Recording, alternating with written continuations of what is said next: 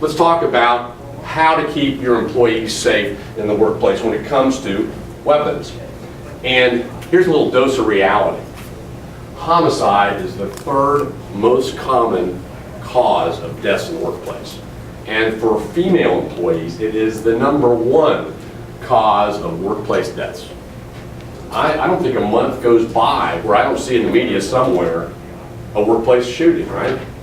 Now, some of them are higher profile than others, but I challenge you to go through a 30-day period where you're not learning or hearing about an event of violence in the workplace.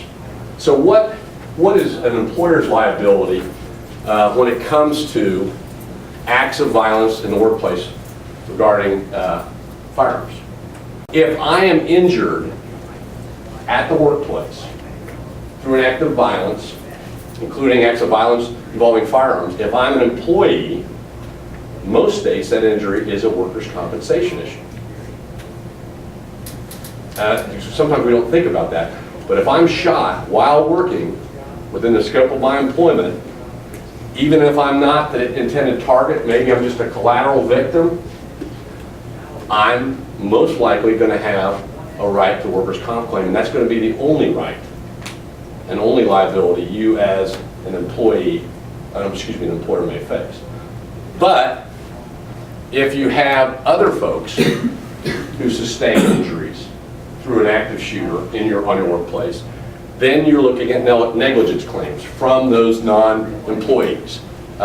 Even if it's your own employee committing the act with the firearm, you as an employer, if you've not acted reasonably, and part of being reasonable is having in place a gun policy, you may be liable to those non-employees for any injuries, because all states recognize an employer has a legal obligation, a duty to maintain and offer a safe workplace and safe premises, and that includes not just for employees, but also visitors, customers, contractors, vendors.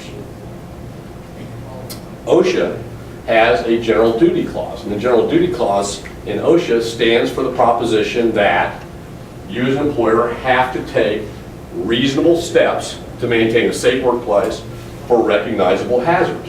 Guess what? With the proliferation of workplace violence involving firearms, there's a movement afoot that says if you have an event, a firearm event in your workplace, people are injured, and you acted unreasonably, perhaps you don't have a policy, perhaps you have a policy but you don't enforce it, perhaps you have a policy, you kind of enforce it but you don't train people, there's a movement afoot to hold the employer under OSHA liable for not acting reasonable for a recognizable hazard, and that is the possibility of violence and firearm violence in the workplace.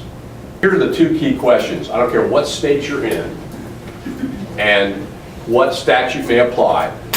When we're talking about potential liability for employers, it's really two questions. It's whether you should have known or knew about potential for violence, particular potential for violence, and whether you acted reasonably. And time again, is a policy an absolute shield to workplace violence? No, but if you don't have one in place, chances are a jury or a court or perhaps OSHA or agency is going to find you acted unreasonably.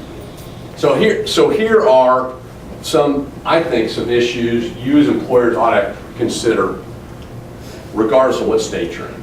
Okay, number one, I think everybody should have a weapon policy. I, as a member of the public or your employee, should know where I stand when it comes to weapons in your workplace. You shouldn't, the absence of any policy is just too risky. Is a policy bulletproof? Bad analogy, but no, it's not bulletproof. But the absence of any policy, the absence of telling me as a visitor on your premises or as an employee at your workplace of where you stand and what I'm permitted and not permitted to do when it comes to weapons, that is not a good idea. It's not acceptable. What about your obligation to monitor firearms possessed on the site? You know, if you have, it's like any other policy. If you have a no firearms policy and you get information that I have a gun in my toolbox or my drawer or my briefcase, and you don't take appropriate action, it's like anything else. That's the worst, to have a policy and ignore it. So one trend we're seeing is the law is expecting employers to take reasonable steps if they have an understanding there's a firearm present. Does that mean you're supposed to go out and disarm me? No, you're supposed to get a professional to do that. But ignoring that problem is not an option.